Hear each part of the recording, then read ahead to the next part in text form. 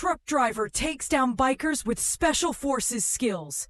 The desert highway was empty, heat shimmering off the asphalt.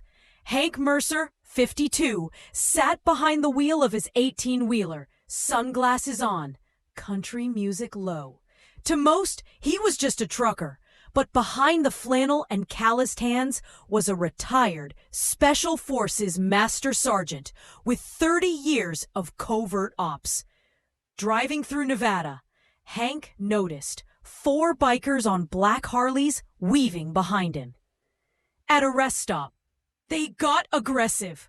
One called out, "Hey, old man, that truck making up for something?" Another kicked his tires. One flicked a lit cigarette at him. The biggest, bald, and chain-wearing got in Hank's face. "You boys ever hear of Fort Bragg?" Hank asked. Before they could respond, he dropped his water bottle and moved fast. In seconds, he slammed the chain guy into a Harley, elbowed another in the head, disarmed a knife wielder, and dropped the last with a leg sweep. "You don't mess with a trucker," Hank growled. When police arrived, the bikers were wrecked. The sheriff looked Hank over and asked, "Military?" "Used to be," Hank replied. Back on the road, Hank lit a cigar and drove toward Arizona. But back at the rest stop, the biker who ran, Slick, was on the phone. "His name's Mercer. Hank Mercer. Special Forces, used to roll with the Night Wolves." The voice on the other end replied grimly, "Follow him." Later near Kingman, Hank spotted a car tailing him. At a gas station, he found a note on his wiper. "Next stop, we ride. S." Hank opened a lockbox in his cab. Inside, a combat knife, flashlight, badge, and an old sat phone. He called a contact labeled Deacon. "Got a tail. Bikers.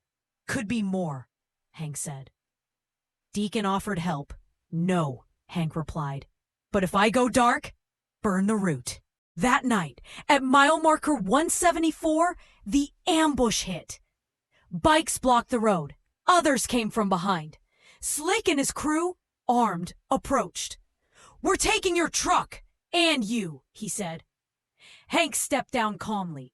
Then chaos. He disarmed one attacker with a tire iron, used the door to block another, and vanished into the dark like a ghost.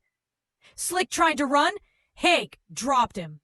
"Lesson 2, Hank said. "Don't chase ghosts." Cops cleaned up the mess, but Hank knew this wasn't random.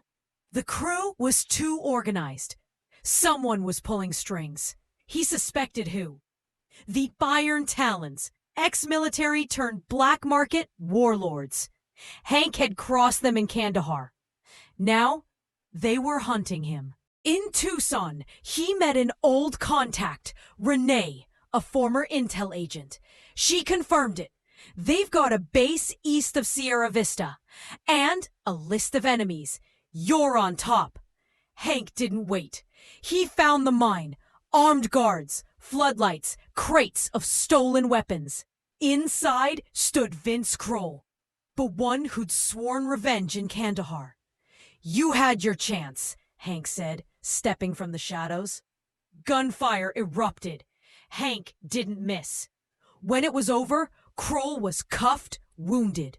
The rest were zip-tied, moaning. Hank called it in and walked away as dawn broke. Another war ended. But he knew this wasn't the last.